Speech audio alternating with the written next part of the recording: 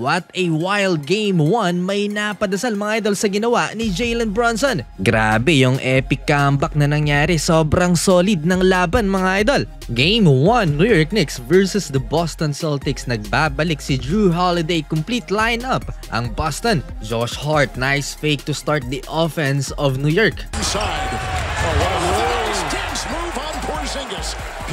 Pero after nyan, hindi na naging maganda ang kasunod na possession for Josh Hart dahil nagkumita rin siya ng 2 fouls at yung turnover niya nang pasahan niya si Karl Anthony Towns without communication. Derek White chased down mga idol kay Mikal Bridges. Hindi rin maganda ang simula ni Karl Anthony Towns. 5 minuto na magsimula ang first quarter. Nakakadalawang fouls na si Cat. So napatake over early si Jason Tatum. 3-pointer sa harap ni Cat. Transition dunk and fade away jumper sa harap ni Jalen Brunson from the elbow. Maganda ang depensa ng Celtics sa ilalim pero mas better naman ang shooting beyond the arc ng New York Knicks. Dikit ang laban sa first frame, 26-25, Boston up by 1. Second quarter, manipis ang depensa ni Jaylen Brown kay Karl Anthony Towns o masyadong maliit lang itong si Brown kumpara sa 7-footer na si Cat.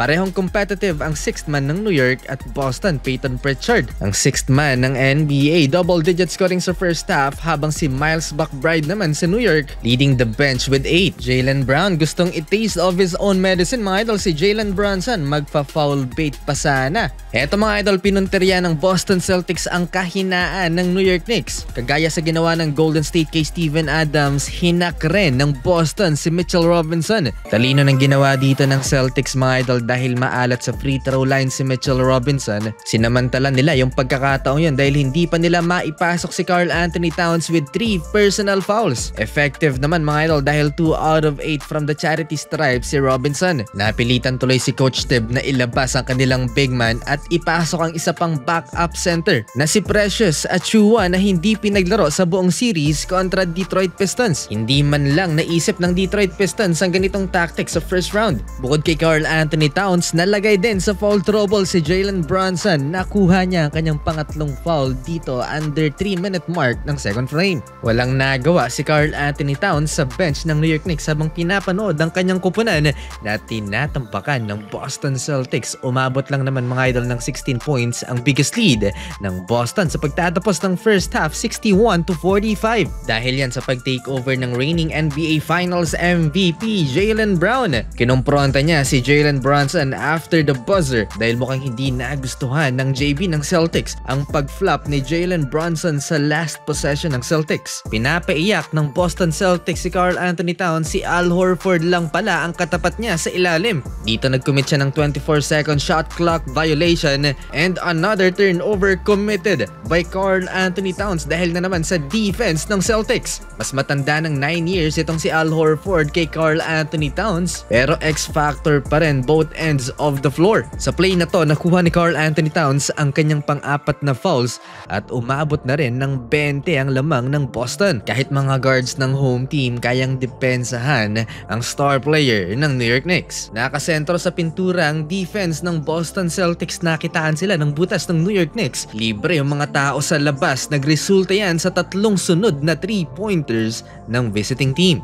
Mismatch Jalen Brunson versus Al Horford. He blows by the defense of the Celtics big man. That's floater mula kay JB. Pansamantalang natigil ang run ng New York Knicks dahil sa back-to-back 3-pointers ni Jason Tatum. Pero eto na ang New York Knicks led by Jalen Brunson. At hindi nila hinayaang makakuha ng offensive rebound ang Boston Celtics. Matindi ang naging depensa dito ng New York Knicks. Parang inagawan pa ng KD ni Josh Hart si Peyton Pritchard. Ang benting lamang ng Boston Celtics na ibaba sa siyam sa pagtatapos ng third quarter, 84-75. And Brunson the other way with the 3.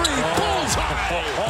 Got it! Nawala ng key player ang Boston Celtics, hindi na nakapaglaro sa second half si Kristaps Porzingis due to illness. Hindi pa rin makagain ng momentum ang Boston Celtics sa simula ng fourth quarter. Si Josh Hart ang puso ng depensa ng New York Knicks. Ni-lockdown lang naman niya ang lockdown defender ng Celtics, si Jrue. 4 na lang ang benting lamang ng Boston sa third quarter. To cut the lead into 1, OG Anunoby with the big time hit. 84-83, 21 points for him. Eto na, ipinasok na rin ng NBA clutch player Player of the Year na si Jalen Brunson, ang best fourth quarter player ngayong season. And for the tie, again, OG Anunoby tied at 86. Down the stretch, eto na naman yung matchup ni Cat at ni Al Horford. Butata si Towns at na-convert yan into points ni Drew Holiday 3-point basket. Hindi pwedeng walang sagot ang Clutch Player of the Year Jalen Brunson to tie the game again at 89. May counter si Jaylen Brown pero mas matalino yung sagot sa kanya ni Jalen Brunson. He draws a foul against Jaylen Brown. Big mistake by the finals MVP. And for the lead, Jalen Brunson again.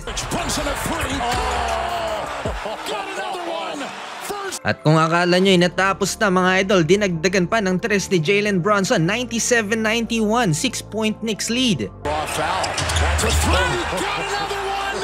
He is a machine. May napapadasal na magmintis si JB mga idol. Last 3 minutes, great defense by the Boston Celtics and Derrick White give the Bostons the lead again. Big shot, 3-point basket. Daming turnovers ng New York Knicks mga idol sa crunch time. Buti na lang at nakapagtala ng much needed 3-pointer si OG Anunoby to take the lead back to New York. Last 1 minute, Drew Holiday to tie the game at 100. And Derrick White, big rebound last 28 seconds. For the lead, Jason Tatum tumira ng 3-pointer na imintes bola ng New York. May natitira pang 6 seconds sa game clock. And for the win, Jalen Brunson, napakagandang opportunity bank shot pero na-imintes. Hindi siya makapaniwala doon, sobrang sayang. May natitira pang 0.6 seconds mga idol sa game clock pero nasayang lang din yung possession na yun. Overtime. OT mga idol, Mikal Bridges, what a steal. Masyadong focus ang depensa ng Boston kay Jalen Brunson. Ayun, kumawala si OG Anunoby and 1 dunk. And again, Mikal Bridges, big play, 3-pointer naman sa corner. 2 minutes ang natitira mga idol, lamang ng 6 ang New York Knicks. Jaylen Brown, big shot, 3-point basket. Walang timeout. Karl Anthony Towns, foul. Last 3 seconds lamang ng 3 ang New York Knicks. Not counted as shooting foul, nakaligtas doon si Cat. Well, epic comeback yung nangyari. Panalo ang New York Knicks, upset sa game 1.